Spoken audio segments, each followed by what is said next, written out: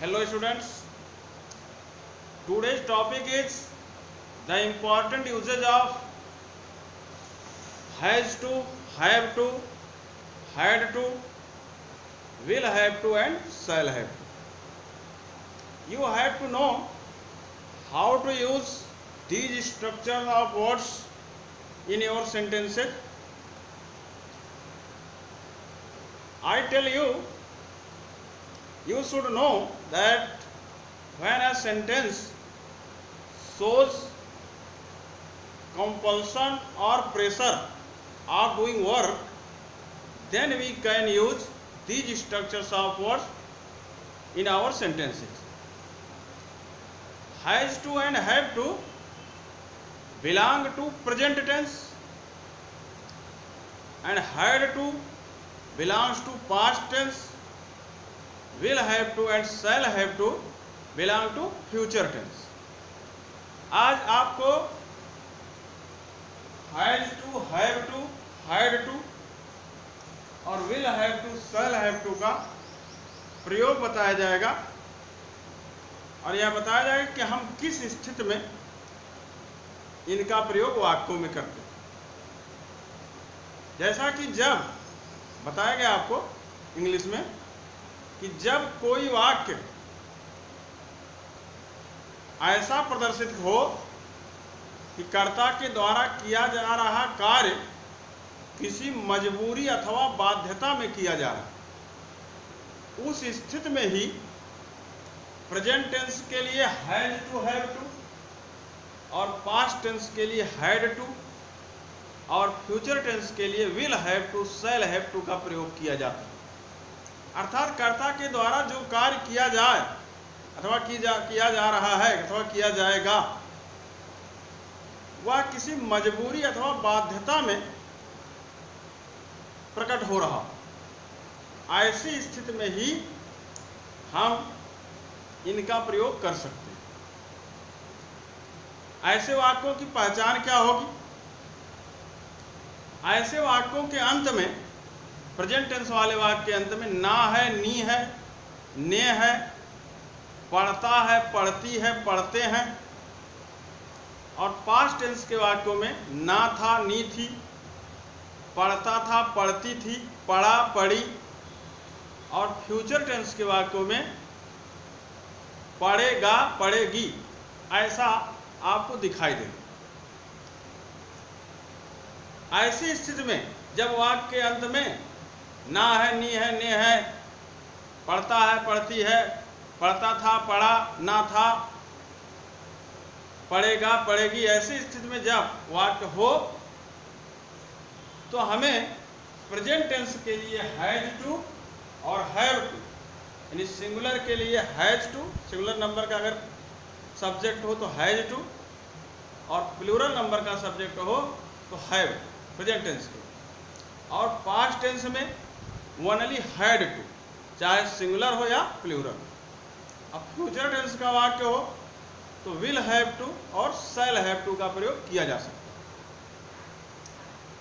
अब इसके आप एग्जाम्पल देखेंगे, जैसा कि आपको बताया गया कि वाक्य की स्थिति क्या होगी। आप एग्जाम्पल देखें, जैसे कि अफर्मेटिव का एग्जाम्पल हो, पहले हम प्रेजेंट टेंस का एग्जाम्पल आपको बता रहे हैं। जैसे उसे सोमवार को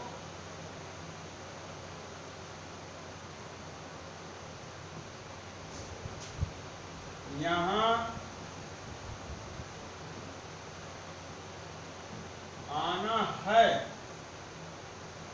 अथवा आना पड़ता है।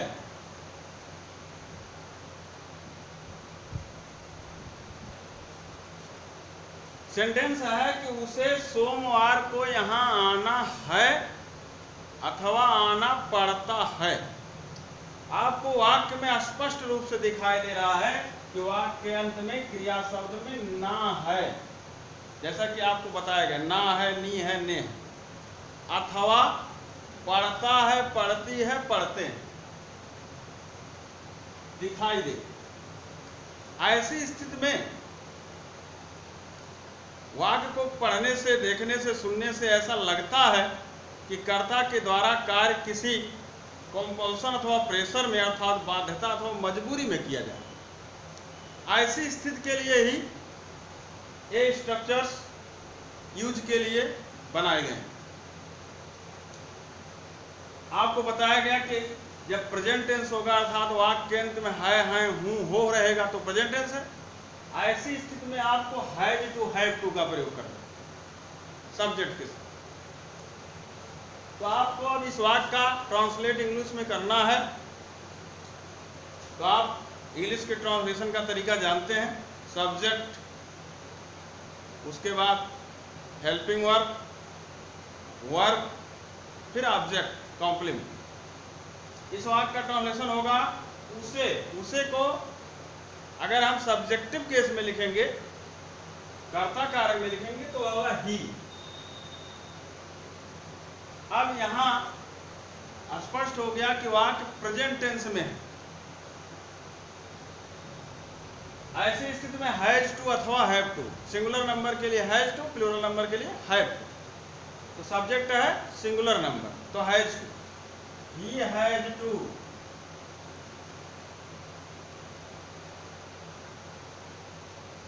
अब आपको वर्ब का फर्स्ट फॉर्म का प्रयोग करना, कम, फिर ऑब्जेक्ट हियर, सेकंड ऑब्जेक्ट अथवा कॉम्प्लीमेंट सोमवार को, ऑन मंडे।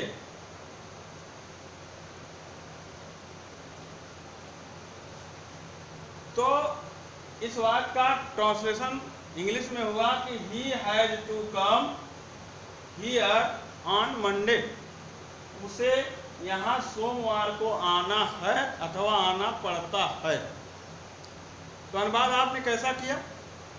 पहले सब्जेक्ट रखेंगे, उसके बाद की स्थिति देखे, प्रेजेंट है, पास्ट अथवा फ्यूचर है, उस हिसाब से आपको इनमें से जिस टेंस से संबंधित जो स्ट्रक्चर है उनका यूज करना। प्रेजेंट है तो हैज टू हैव, ये वाक्य प्रेजेंट का था, कर्ता के साथ आप हैज टू का प्रयोग किए। उसके बाद आपको सीधा पीछे से आगे की ओर आना, सबसे पीछे आना। है हूं इसी हैज टू हैव टू में उसका अर्थ आ गया। अब क्रिया है आना, कम रखा गया, फिर आप इधर पीछे से ही आगे की ओर आएंगे, यहाँ हियर, फिर सोमवार को ऑन मंडे। इसी तरीके से ट्रांसलेशन किया गया। अगर पास्ट टेंस का वाक्य हो तो आपको इन्हीं हैज टू के स्थान पर, हैव टू के स्थान पर, हैज टू के स्थान पर हैड टू कर देना रहे। जैसे मुझे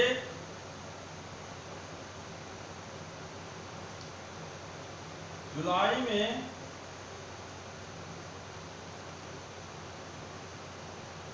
मुंबई जाना पड़ा।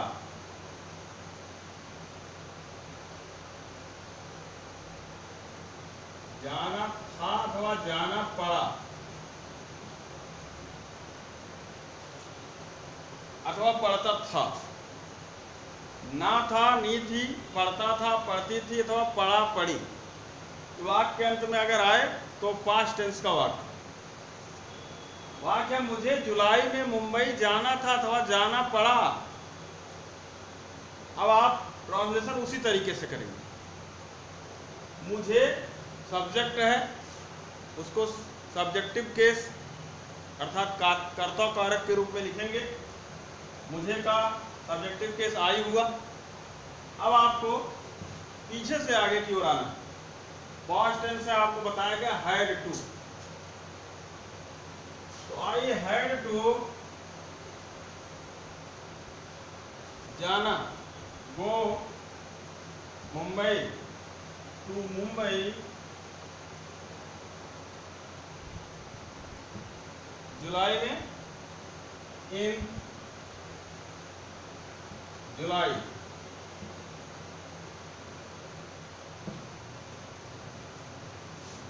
मुझे जुलाई में मुंबई जाना था तो जाना पड़ा। I had to go to Mumbai in जुलाई।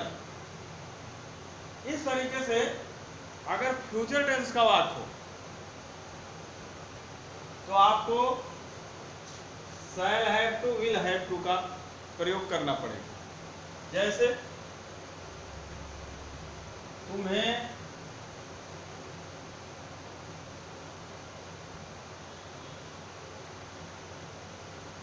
मंगलवार को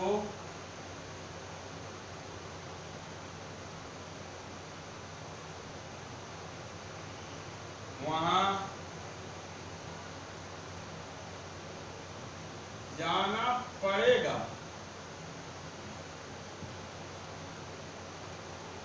क्लियरली वाक्य फ्यूचर टेंस का है, वाक्य के अंत में गा गेगी। अब पड़े शब्द आया तो मजबूरी अथवा बाध्यता वाला वाक्य, जैसा कि आपको बताएगा will have to, shall have to का प्रयोग फ्यूचर टेंस में। तुम्हें मंगलवार को वहां जाना पड़ेगा, तो ट्रांसलेशन का वही तरीका, सब्जेक्ट फिर पुनः पीछे से आगे की ओर पड़ेगा, shall have to, will have to. केवल आई वी के साथ शैल का प्रयोग हो सकता है और सबके साथ विल हैव। तो यू विल हैव टू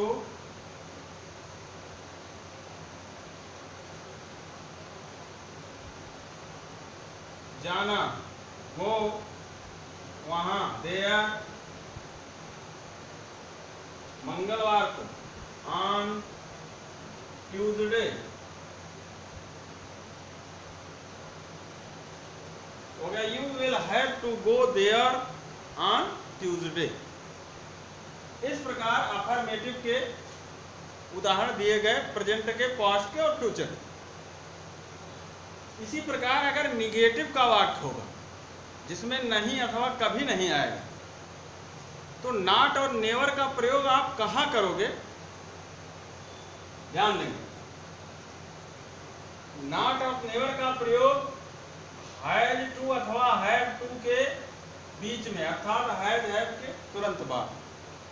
जैसे उसे सोमवार को यहां नहीं आना है, he has not to, has have के तुरंत बाद नॉट, कभी नहीं हो तो never. He has not to come here on Monday, कभी नहीं हो तो he has never to come here on Monday. इसी प्रकार पास्ट टेंस में मुझे जुलाई में मुंबई जाना था, तो नहीं जाना था तो कभी नहीं जाना था, तो आपको हैड के तुरंत बाद नॉट अथवा नेवर का प्रयोग करना। निगेटिव हो गया तो आई हैड नॉट टू, कभी नहीं है तो never to go to Mumbai in July. इसी प्रकार फ्यूचर टेंस वाक्य तुम्हें मंगलवार को वहां जाना पड़ेगा। ऐसे में निगेटिव अगर कर दें कि तुम्हें मंगलवार को वहां नहीं जाना पड़ेगा, तो आपको ध्यान देंगे कि नॉट का प्रयोग इस फ्यूचर टेंस की जो मुख्य सहायक क्रिया विल अथवा शैल होगा, उसी के तुरंत बाद नॉट का प्रयोग। यह ध्यान देंगे, विल नॉट हैव, यह ध्यान रहे फ्यूचर टेंस वाले में हैव के बाद नहीं, बल्कि फ्यूचर टेंस का जो मुख्य सहायक क्रिया विल अथवा शैल, उसके तुरंत बाद ही नॉट नेवर का प्रयोग किया जाएगा। Will not have to go there on Tuesday. इस प्रकार क्लियरली आपको मालूम हो गया कि अगर निगेटिव होगा तो प्रेजेंट टेंस के वाक्यों में has not to, have not to, has never to अथवा have never to. Past tense के वाक्यों में हैड नॉट टू अथवा हैड नेवर टू। अब फ्यूचर टेंस के वाक्यों में विल नॉट हैव टू अथवा शैल नॉट हैव टू का प्रयोग किया जाए। यह ध्यान हमेशा रहे कि ऐसे वाक्यों में वर्ब के फर्स्ट फॉर्म का ही प्रयोग किया जाएगा, क्योंकि टू के साथ लिखा जाने वाला कोई भी वर्ब, कोई भी क्रिया शब्द हमेशा फर्स्ट फॉर्म में ही होता है। इस प्रकार अफर्मेटिव और नेगेटिव वाक्यों का एग्जाम्पल आपके सामने दिया गया। अब माना कि इंटरोगेटिव में हो तो क्या करेंगे, ध्यान दो।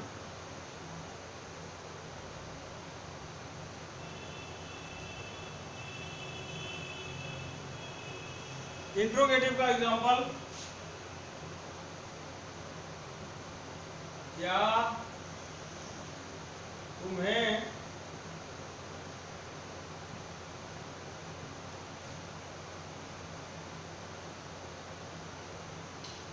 मई में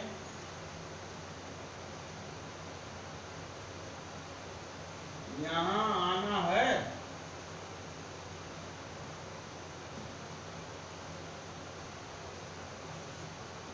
There is an interrogative sentence before you. क्या तुम्हें मई में यहाँ आना है? ध्यान देंगे, जब किसी भी इंटरोगेटिव वाक्य में सबसे पहले क्या हो तो क्या की अंग्रेजी व्हाट नहीं लिखते, बल्कि उस वाक्य से संबंधित हेल्पिंग वर्ब को ही सबसे पहले लिख देते हैं, वही क्या का अर्थ निकालता है। तो वाक्य में आपने ना है अंत में देखा तो आपको मालूम हो गया कि मजबूरी अथवा बाध्यता वाला वाक्य है और वो प्रेजेंट टेंस का है। हैज टू अथवा हैव टू का प्रयोग होता है। वाक्य में सबसे पहले क्या है तो उस हेल्पिंग वर्ब को हमको सबसे पहले लाना है। लेकिन ध्यान रहे कि हैज और हैव सबसे पहले आएंगे, टू नहीं आएगा, क्योंकि टू हमेशा वर्ब के पास ही रहेगा। तो तुम्हें के साथ तुम्हें प्लूरल नंबर का सब्जेक्ट होता है, प्रेजेंट टेंस है, तो हैज टू अथवा हैव टू में से हैव टू का प्रयोग होना चाहिए। और आपको बताया गया कि टू हमेशा क्रिया के पास रहेगा, केवल हैज अथवा हैव आ गया है। तो तुम्हें के साथ प्लूरल नंबर है इसलिए हैव। तो हैव यू, आप क्या के लिए हेल्पिंग वर्ब पहले रखेंगे, उसके तुरंत बाद सब्जेक्ट। तो हैव यू, सब्जेक्ट के बाद वर्ब का नंबर आता है आना। लेकिन ध्यान रहे अभी आपने टू का प्रयोग नहीं किया है, तो वर्ब फर्स्ट के तुरंत पहले टू का प्रयोग आप करेंगे। तो have you to come here in मे।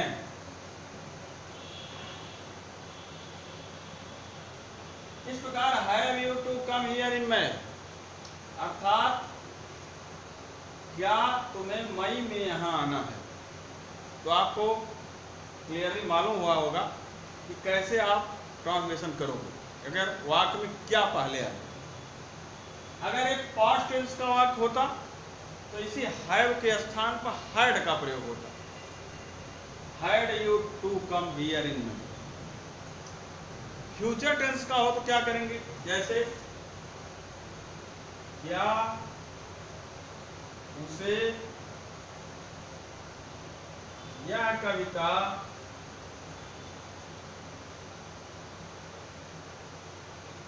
याद करनी पड़ेगी।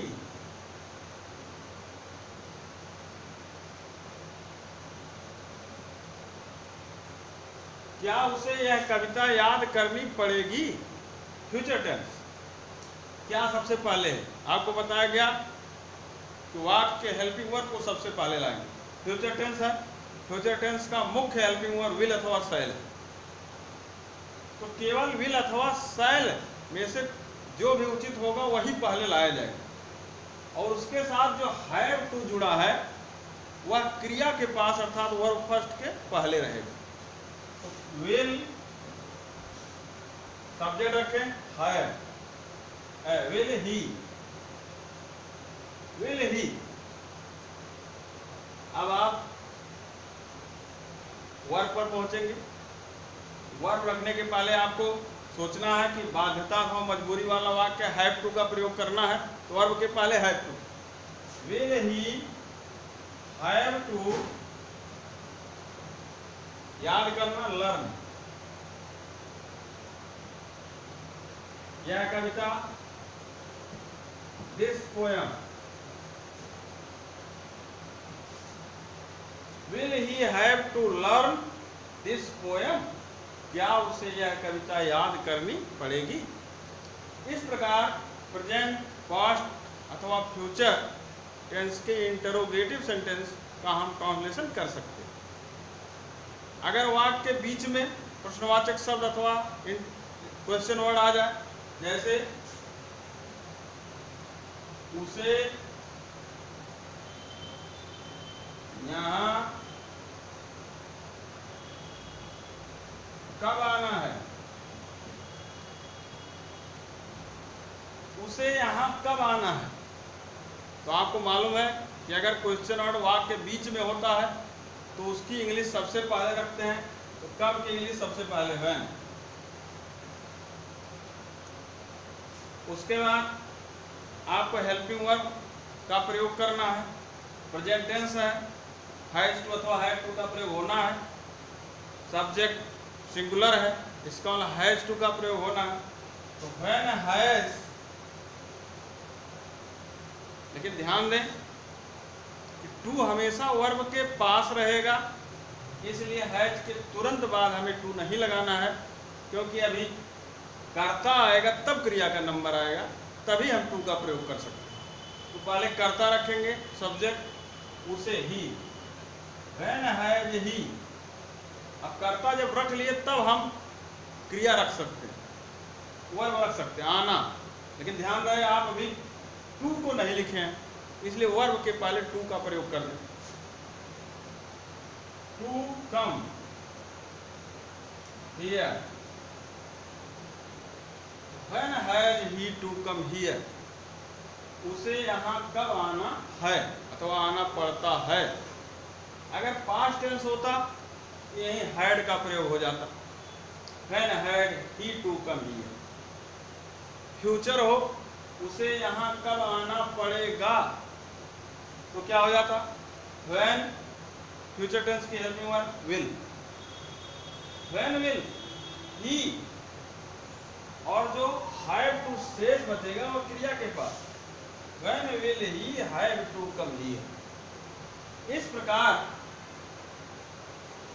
ये structure has to, have to, had to, shall have to, will have to आदि, इनका प्रयोग हम उन्हीं वाक्यों में करेंगे जिन वाक्यों से यह प्रदर्शित हो कि कर्ता के द्वारा कोई कार्य व्यवस्था, मजबूरी अथवा बाध्यता में किया जाए। वाक्य प्रेजेंट में भी हो सकता है, पास्ट में भी हो सकता है, फ्यूचर में भी हो सकता है। जैसा कि आपको बताया गया कि पहचान है, ना है, नी है, ने है, पढ़ता है, पढ़ती है, पढ़ते हैं।